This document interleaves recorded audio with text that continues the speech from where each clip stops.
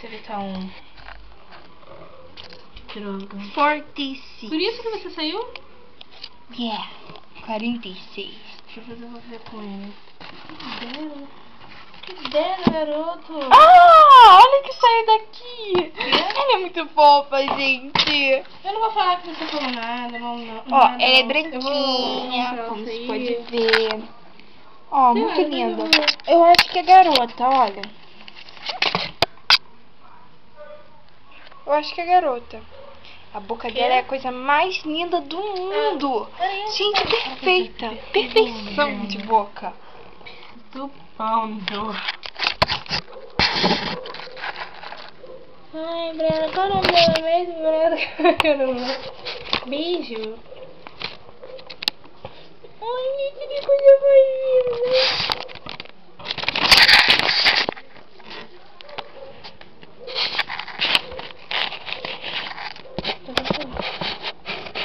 Ah, tia. Sempre fazendo É o primeiro dia dela. Ela ainda não tem o nome. Biju. Biju? Biju. Que nome ridículo. Ela lembra bijuteria. Senhora. Mas é verdade. Eu não sei o que você falou. Que retardado. Ela ainda não tem uma casinha. A gente ainda vai comprar a casinha dela. Ela parece que tá com um soninho. Ela tá com medo de dormir. Verdade, ela deve estar com medo de dormir. Se eu dormir, eu vou morrer. Ela deve estar pensando assim. Não quis contar?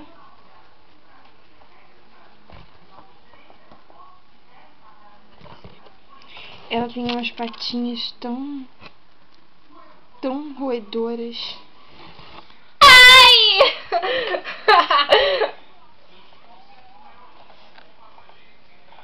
Eduardo sabe.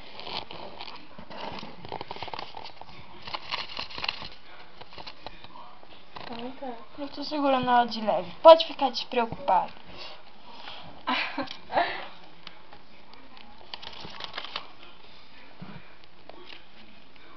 Ele falou o que é? Não me filma. Ah, essa aqui é a raçãozinha dela. Tem um coelho, tem um... Até um hamsterzinho. Tem um pouquinho da Índia. Ah, ela é um pouquinho da Índia.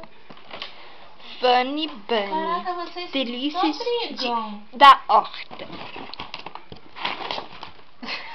Estamos no ano de 2011. Ai, meu Deus. Ela já fez muito xixi e muito cocô. Ela já cagou em mim várias vezes. E olha que hoje é o primeiro dia dela aqui, hein? O quê?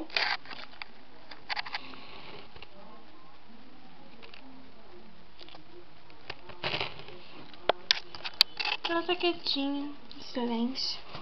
Acho que eu vou desenhá-la.